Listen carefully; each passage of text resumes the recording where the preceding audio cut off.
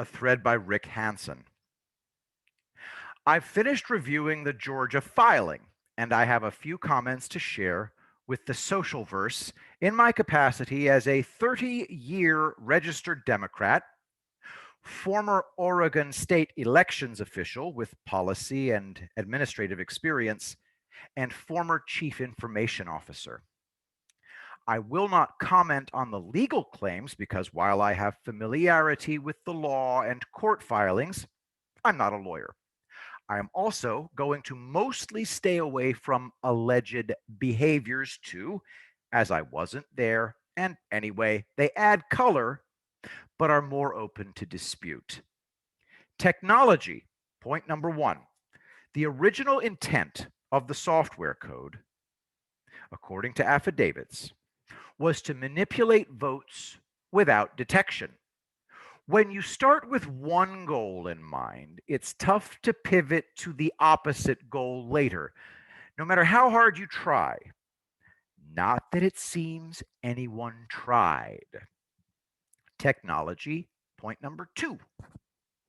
Absence of secure audit log to record every action in the software is so indefensible that I lolled when I read it. This fact alone should be enough to negate the results when there is any question about fraud because it cannot be proven that fraud didn't occur. Elections administration. The lawsuit alleges that many procedures required in state law for good common sense reasons to ensure the one voter, one ballot rule is adhered to were not followed, including receipt of absentee ballots in their return envelopes was not recorded. This reduces risk of ballot box stuffing, i.e. to ensure that only one real ballot has been submitted by one real voter.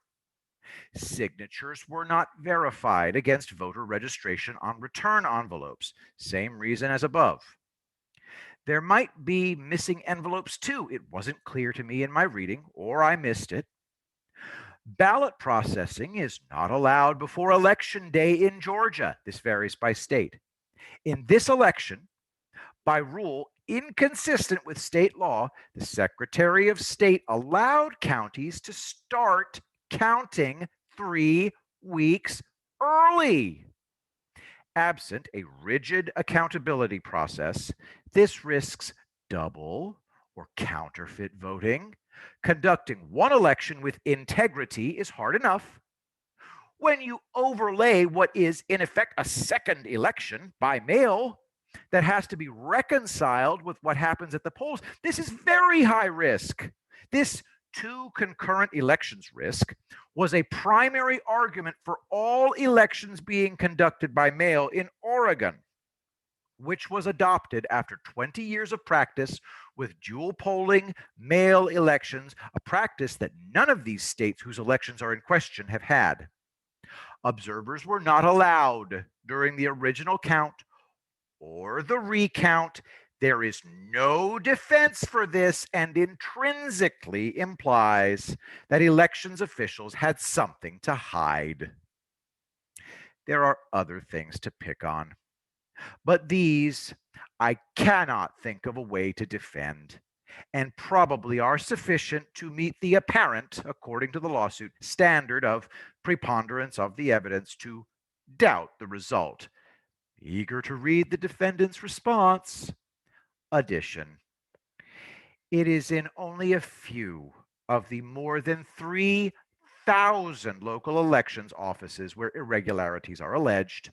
Most elections officials and the many temps they hire in each election season are patriotic Americans who would never dream of abusing their responsibility. Be thankful to them.